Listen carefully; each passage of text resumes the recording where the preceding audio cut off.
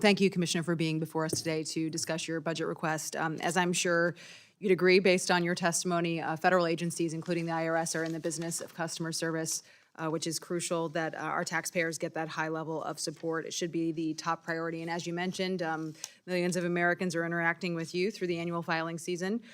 So it is critical that they are able to receive those timely responses and get the feedback and returns that are rightfully owed to them. As I say to Iowans, it's their money, not the government's money, right? So throughout the past filing season, my team has been hearing from constituents who are concerned they cannot go to their local IRS office in person to pick up their tax forms or filing instructions. And I think a lot of that is due to in-person work challenges. And you noted in a House Ways and Means hearing earlier this year, roughly 50% of IRS personnel are in the office at any given time. So do you believe that this is still the case, that it's about half? And how are you tracking how many employees are currently in their offices to do those services, like you mentioned, pop-up offices as well? Yeah, so there's tens of thousands of IRS employees that are always on site. These are people that are, for example, managing the paper that's coming in and doing submission processing, but it's also our employees in our walk-in centers. There is no remote work in any of our walk-in centers around the country. We have, since the start of the Inflation Reduction Act, reopened or opened more than 50 walk-in centers around the country. They're virtually— Are those being staffed every day, though? Fully staffed every day. Here's the challenge that we see. We move to an appointment schedule during the week, and we have more taxpayers coming than we can handle in a lot of cases because everyone else has an appointment.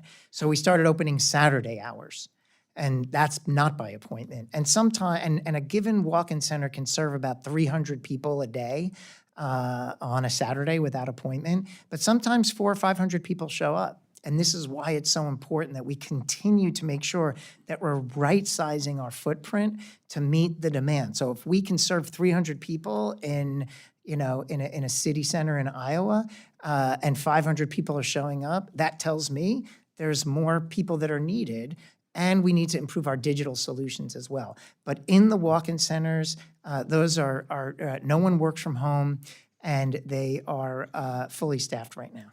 Well, I would just urge you to continue to keep an eye on that, because if that demand exists, we need to be responsive to that, number one. Absolutely. Because I get a district report every single week from my casework team, and it's never less than 2 to 1 in terms of agency interactions. IRS is number one that our casework team has to deal with. So when I look at reports out from GAO, 61% of IRS responses to mailed taxpayer inquiries were considered late.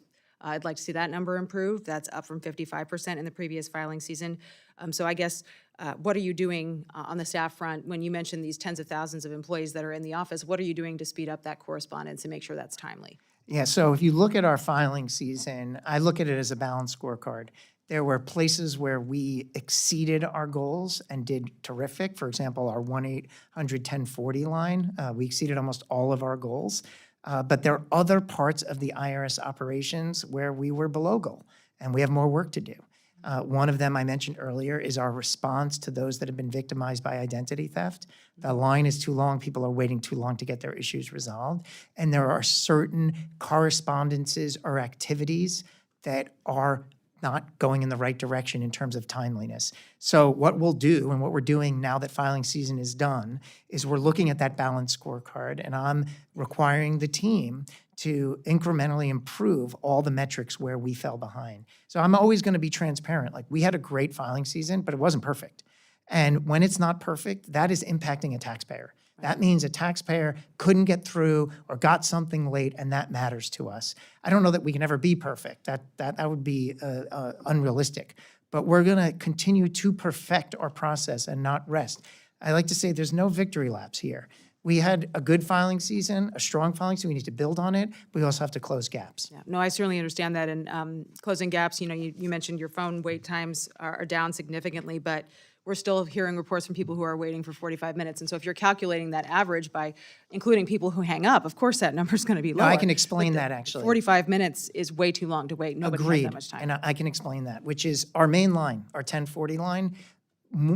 Almost 90% of every call the IRS gets comes through that phone line. So we really focused on that. That is the line that has a 3-minute wait. That is a line that we had the best level of service we've ever had this year in terms of us successfully answering those calls and those questions. The remaining 10% are the other call lines that we have. We have to do better. If you hear someone that had a 45-minute wait, guaranteed that is in one of those other call lines in the remaining 10%. We got to close those gaps. Absolutely. Well, I look forward to following up with you on that. Thank you very much, Commissioner. I yield back. Thank you. Thank you, Ms. Hinson. I'll recognize Ms. Torres for any questions she may have. Thank you, Chairman, and thank you, Commissioner, for being here. Former President Trump's 2017 tax scam was the biggest tax increase to middle-class property owners. Through